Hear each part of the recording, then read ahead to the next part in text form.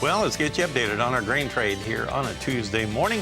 Thanks so much for joining us here on the Market Day Report. Well, let's take a look at this corn market and see what it wants to do ahead of the USDA reports tomorrow. It's almost comical because it jumps around about a penny on either side of unchanged, and it just kind of bobs and weaves around. It doesn't really go anywhere today. March corn now a penny higher. We're at $6.75. It loves that $6 mark. It seems to gravitate toward that. The December contract on the corn, the new crop month, it's now at $5.56, and that would be down a penny. So penny trading range higher and lower on the nearby months, and also on the new crop December months way out there. Now on soybeans, here you have a definite downward turn, although it has come back quite a bit from its earlier open. So we have March beans $13.80 per bushel right now, and that is down 4 3/4 cents. But hold the phone because it's about 7 3/4 cents off of its earlier low from this morning. Meanwhile, in the wheat, we go to Chicago first, and you have the March contract now 4 3/4 higher at 7.66 3/4. This thing has been above and below unchanged here during the course of the morning. Now we're back within about a penny or so of our high of the day. And on the Kansas City hard red wheat, we now have the March contract 9 3/4 higher at 7.88 per bushel. We're starting to get a head of steam behind it now. And we bounced off of our earlier low by about 12 cents. And on spring wheat in Minneapolis, you have the March contract 7 1/4 higher now at 9.21 1/2. The nearby contract is leading the charge to the upside. And on the cotton, you have the March now 73 points higher, and it's up at 115.95 per pound. It had been as high as 116.58 earlier, and a good source of strength once again in this cotton market. Time to check in on conditions in the mid-Atlantic region, and where we have Ben Hushon standing by. He's with the mill in Whitehall, Maryland, and we always enjoy talking with Ben about what's going on there.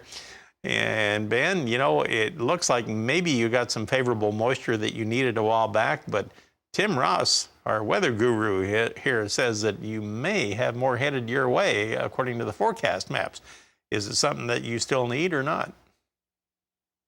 Good morning, Marlin. Well, I'm not too sure we actually need that, but I was told by farmers many years ago, don't ever turn moisture away. You're going to need it at some point. We, as you mentioned, we had an inch or two come through since we last talked, and then Friday night we had about 4 inches of snow, and another inch of rain kind of washed most of that back away on Sunday.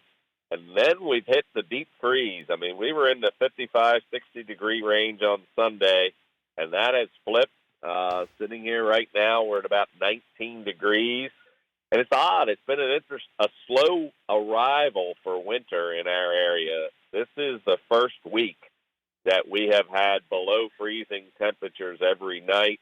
And for the next at least 10 days, that looks like where we're at. In fact, some single digits, low teens.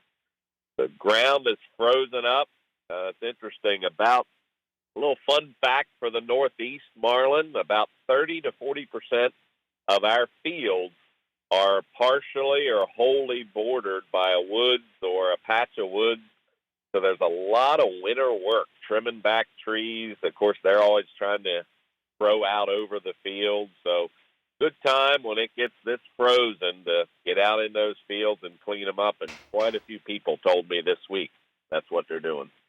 Well, and according to Tim Ross's Futurecast map that we have on the screen, of course, it's showing where that storm system could be by Sunday. And it's supposed to track up the East Coast and head toward the New England states here by early next week. So fingers crossed, maybe you'll get that moisture that you don't want to turn down, and maybe that'll help reinforce the soil moisture conditions.